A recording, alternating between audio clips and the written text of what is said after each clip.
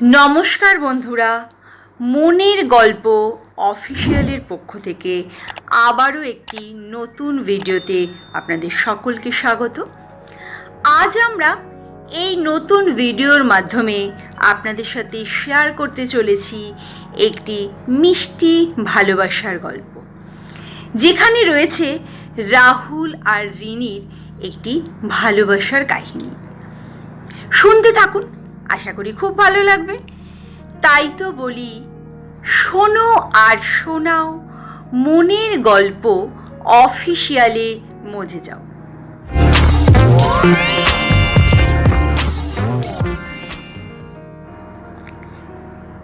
রিনি আর রাহুলের বিয়ের রিসেপশনে প্রচুর মানুষ নিমন্ত্রিত ছিল।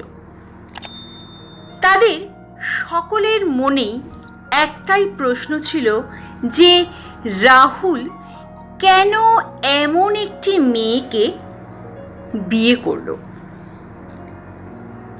আস্তে আস্তে সকলেই রাহুলকে জিজ্ঞাসা করতে লাগলো যে সে কেন এমন একটি মেয়েকে বিয়ে করার সিদ্ধান্ত নিল।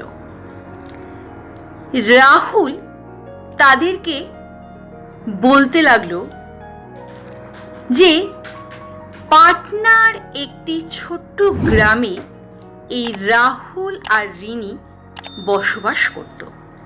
তারা খুব ছোট্ট থেকেই একে অপরকে চেনে এবং তারা ভালোবাসত।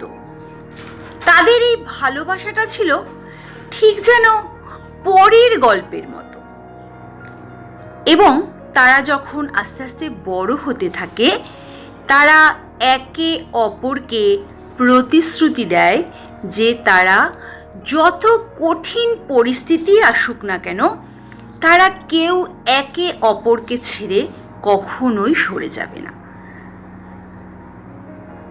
তো একদিন হঠাৎই এক পথ দুর্ঘটনায় রিনির একটা বড় অ্যাক্সিডেন্ট হয়, যেখানে রিনির পা দুটো বাদ চলে যায়। রিনি যখন বুঝতে পারল যে তার পা দুটো আর নেই, তখন সে মানসিকভাবে খুবই ভেঙে পড়ল এবং শারীরিকভাবে তো অবশ্যই। রাহুল এই অবস্থায় তার পাশে থাকার চেষ্টা করেছিল, কিন্তু সামাজিক কিছু কারণে এবং পারিবারিক কিছু নিষেধাজ্ঞায় সেই দিন রিনির পাশে আর রাহুলের থাকা হয়নি। রিনি মনে মনে খুবই কষ্ট পাচ্ছিল, আর এদিকে রাহুলও খুবই কষ্ট পাচ্ছিল। রাহুলের বাড়ি থেকে সিদ্ধান্ত নিল যে রিনির সাথে রাহুলের আর বিয়ে দেবে না, কারণ রিনি একটি দুর্ঘটনায় তার পা দুটো বাদ চলে গেছে।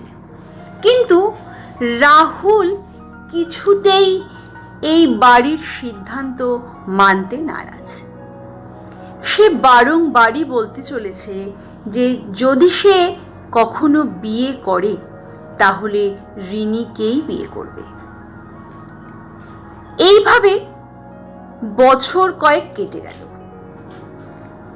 রাহুল কিছুতেই বাড়ির পছন্দে বিয়ে করতে রাজি হলো না। হঠাৎই একদিন তার কাজের জন্য রাহুল বাইরে গেল এবং যাওয়ার সময় পথ দুর্ঘটনায় আবারও রাহুলের চোখ দুটো নষ্ট হয়ে গেল, অর্থাৎ সে অন্ধ হয়ে গেল। এমতো অবস্থায় রিনি যখন জানতে পারল যে রাহুল আর কোনো দিনই চোখে দেখতে পাবে না, তখন সে আরও ভেঙে পড়ল এবং সে সিদ্ধান্ত নিল যে যেভাবেই হোক সে রাহুলের পাশে দাঁড়াবে এবং তার চোখ দুটোকে আবার ফিরিয়ে দেবে। কিন্তু রিনির তো বাইরে বেরোনোর ক্ষমতাই নেই। রিনি যাবে কি করে? তখন রিনির এই সিদ্ধান্তের কথা রিনি তার বাড়ির মানুষকে জানায়, তার মা বাবা সকলকে জানায়, কিন্তু তারা কেউ রাজি হয় না।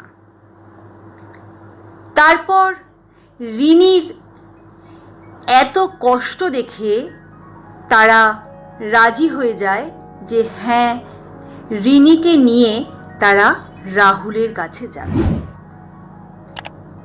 এবং তারা রিনিকে নিয়ে রাহুলের কাছে গেল। যাওয়ার পর তারা ডাক্তারের সঙ্গে কথা বলল এবং বলে যখন জানতে পারল যে তার চোখ দুটো নষ্ট হয়ে গেছে, তাকে যদি চোখ দান করা হয় সে আবার আগের মতোই সব দেখতে পাবে। এমতো অবস্থায় রিনি ডাক্তারকে জানায় যে সে তার চোখ দুটো রাহুলকে দান করতে চায়।